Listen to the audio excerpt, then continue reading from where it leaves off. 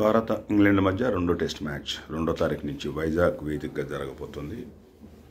ఇప్పటికే విరాట్ కోహ్లీ రెండో మ్యాచ్ దాకా అందుబాటులో ఉండను అని చెప్పారు. మొదటి మ్యాచ్ ఆడలేదు, ఇండియా ఓడిపోయింది. 28 పరుగుల తేడాతో మనం చూసాం.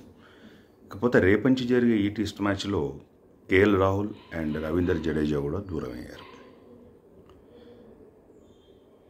వీళ్ళ స్థానంలో దేశవాళీ క్రికెట్లో అద్భుతంగా రాణిస్తున్న సర్ఫరాజ్ ఖాన్ మిడిల్ ఆర్డర్ బ్యాటర్గా స్క్వాడ్లో స్థానం కల్పించారు మొదటిసారిగా.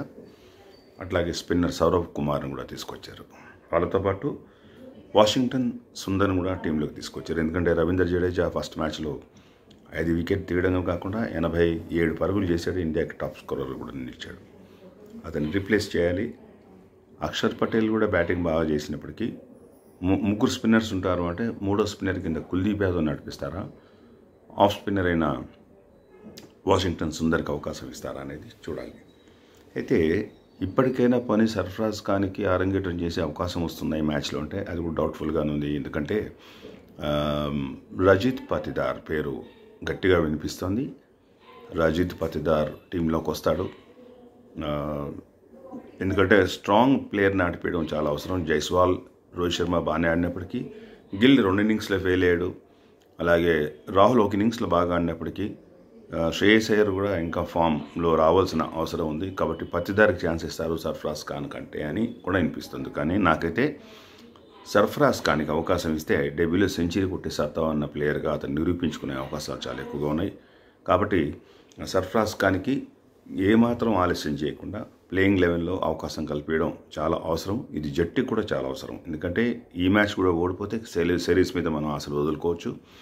తక్కిన 3 మ్యాచ్లు విపరీతమైన చలి కండిషన్స్లో కూడా ఆడే అవకాశాలు ఉన్నాయి. కాబట్టి సర్ఫరాజ్ ఖాన్కి వైజాగ్లో మరి డెబ్యూ చేపిస్తే అతని ఈ టెస్ట్ మ్యాచ్లోనే సెంచరీ కొట్టే అవకాశం ఉంది.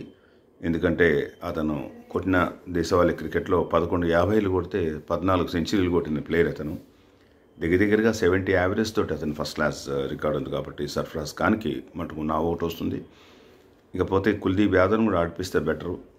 ఎందుకంటే రిస్ట్ స్పిన్నరు, చిన్న మ్యాన్ బౌలర్ కాబట్టి రిస్ట్ స్పిన్నర్ లాగా ఆడిపిస్తే కుల్దీప్ యాదవ్ బెటరు. ఎట్లాగూ జడేజా అందుబాటులో లేడు కాబట్టి కుల్దీప్ యాదవ్కి ఛాన్స్ ఇవ్వాలి.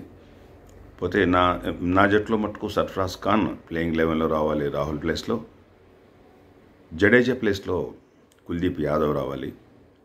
అంత మరి సిరాజ్ కూడా వికెట్స్ ఏమి రాలేదు హైదరాబాద్ మ్యాచ్లో తన సొంత గడ్డ మీద. కాబట్టి 4 స్పిన్నర్తో వెళ్తారా?